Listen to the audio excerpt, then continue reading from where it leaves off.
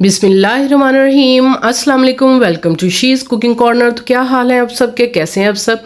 तो जी आज मैं आपके लिए जो रेसिपी लेकर आई हूँ अपने किचन में वो है रिफ़्रेशिंग ड्रिंक की, जो गर्मियों में बहुत ही ज़्यादा पी जाती है। तरबूज का शरबत और कराची का मशहूर शरबत है ये किस तरह से बनाया जाता है, तो रेसिपी जानने के लिए वीडियो को लास्ट तक देखिए, स्किप किए बगैर। तो गौर से देखिएगा वीडियो को।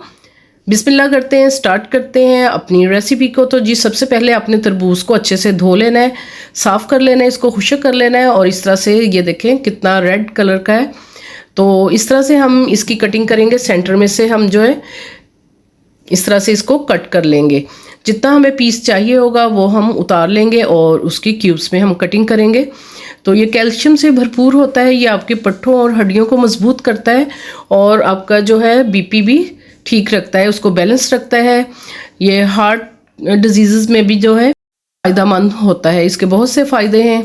और आपके कोलेस्ट्रॉल को भी ये कंट्रोल करता है, तो आप इसको नहार मुँह ले सकते हैं। तो इस तरह से आपने इसकी क्यूब्स में कटिंग कर लेनी है बारीक बारीक। चलें जी, मैं यहाँ पे एक मिक्सिंग बॉल ले लेती हूँ और उसमें मैंने हाफ़ कप जो है चीनी का ले लिया है और 2 गिलास जो है नॉर्मल टेम्परेचर का मैं इसमें पानी ऐड करूँगी ताकि अच्छे से ये जल्दी से घुल जाए चीनी। हमारे पास जो है चीनी का सिरप जो है रेडी हो जाएगा।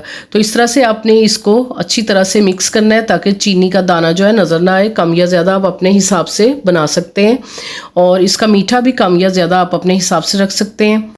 इसी दौरान अगर आप मेरे चैनल पर नए हैं तो प्लीज़ इसको सब्सक्राइब भी कर लें, लाइक करें, शेयर करें और साथ में बेल आइकन को भी ज़रूर बटन को प्रेस कीजिएगा ताकि मेरी हर रेसिपी सबसे पहले आपको मिल सके।